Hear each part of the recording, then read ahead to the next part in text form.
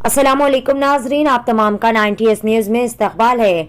कुछ दिन कबल असदुद्दीन ओवैसी ने कानपुर में एक तकरीर से खिताब करते हुए पुलिस के मुजालिम के खिलाफ आवाज़ उठाई थी और मोदी हुकूमत और योगी की वजह से लोगों की आज़ादियों को छीनने का और उन पर जुल्म करने के खिलाफ आवाज़ भी उठाई थी। और इस मौके पर उन्होंने अवाम को ये बताया था कि किसी के भी जुल्म के आगे अपने घुटने ना टेके, बल्कि उनका डट कर मुकाबला करे और अपने हक के लिए आवाज़ उठाए, जिसके खिलाफ राजा सिंह ने बड़ी ही शदीद बरहमी का इजहार किया और काफ़ी नाशाइस्ता अल्फाज में असदुद्दीन ओवैसी के सवालों का जवाब भी दिया। आइए जानते हैं इस खुसूस में मज़ीद तफसीलात 90S न्यूज़ के साथ। हर ताज़ा व अहम खबर से जुड़े रहने के लिए चैनल को ज़रूर सब्सक्राइब कर लें। कि कानपुर देहात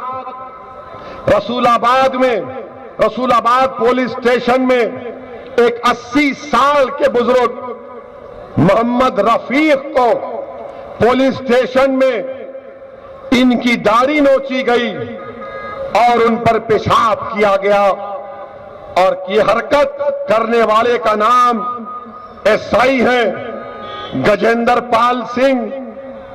बताइए आप, यह आपकी इज्जत है कि 80 साल के बूढ़े को उसकी दाढ़ी को नोचा जाता है कानपुर देहात रसूलाबाद पुलिस स्टेशन में। अगर यह बात सच है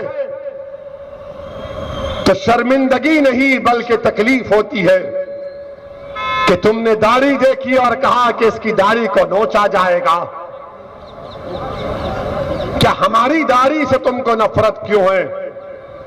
80 साल के बूढ़े से तुम ये हरकत करते हो। मैं तो उन पुलिस के लोगों से कहना चाह रहा हूं, याद रखो मेरी इस बात को, हमेशा योगी मुख्यमंत्री नहीं रहेगा।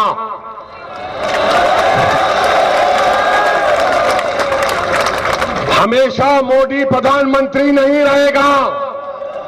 और हम मुसलमान वक्त के एतबार से खामोश जरूर हैं, मगर याद रखो हम तुम्हारे जुल्म को भूलने वाले नहीं हैं। हम तुम्हारे जुल्म को याद रखेंगे। अल्लाह अपनी ताकत के जरिए तुमको निस्तो नाबूद करेगा इंशाअल्लाह ताला। और हम याद रखेंगे, हालात बदलेंगे। जब कौन बचाने आएगा तुमको? जब योगी अपने मठ में चले जाएंगे, मोदी पहाड़ों में चले जाएंगे, हो सकता है या कहीं पर जाकर रहेंगे। जब कौन आएगा हम नहीं भूलेंगे। याद रखो हम वो भी नहीं भूलेंगे कि एक मुसलमान ऑटो रिक्शा ड्राइवर को एक दंगाई बजरंग दल जो भी थे उसको मार रहे थे। वो बच्ची अपने बाप को बचाने की कोशिश कर रही थी। यही कानपुर में हुआ था ना। हम याद रखेंगे, वो बच्ची उस बाप की बेटी नहीं, मेरी बेटी है। मैं उसकी तकलीफ को नहीं भूलने दूंगा इंशाअल्लाह ताला। हम याद रखेंगे इन चीजों को।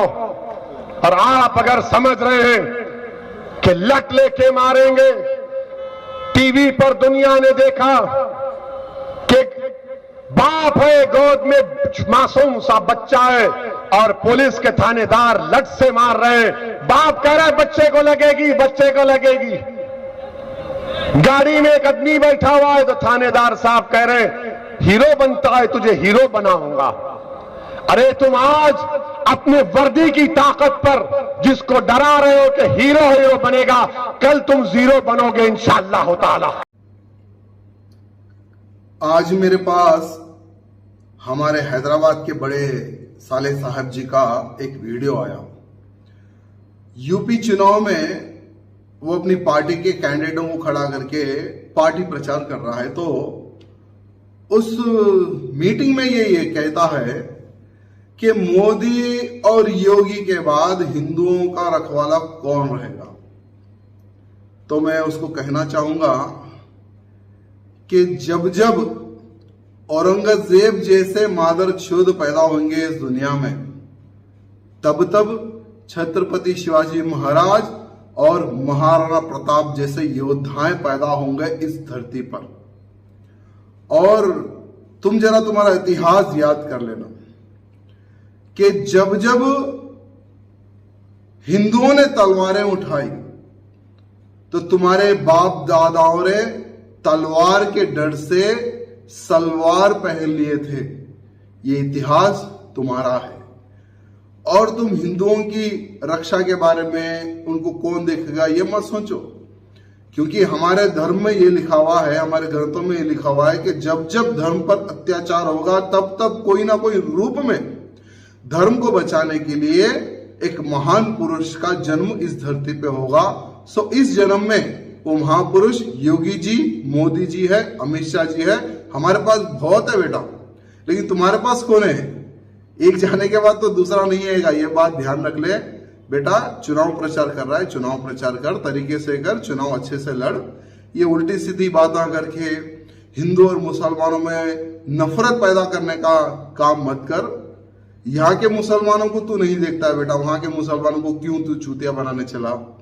आज ओल्ड सिटी में जहां का तू पार्लियामेंट है, वहां के मुसलमान बेचारे दुनिया के प्रॉब्लम में फंसे हुए हैं, और यूपी के मुसलमानों की रक्षा करने चला, भारत के मुसलमान की रक्षा करने चला। तू बेटा नको, इधर उधर ज्यादा मत भाग, जिससे आने वाले समय में थू बोल के अगर ओल्ड सिटी के मुसलमान बोल देंगे, ना तू घर का रहेगा ना तू घाट का रहेगा।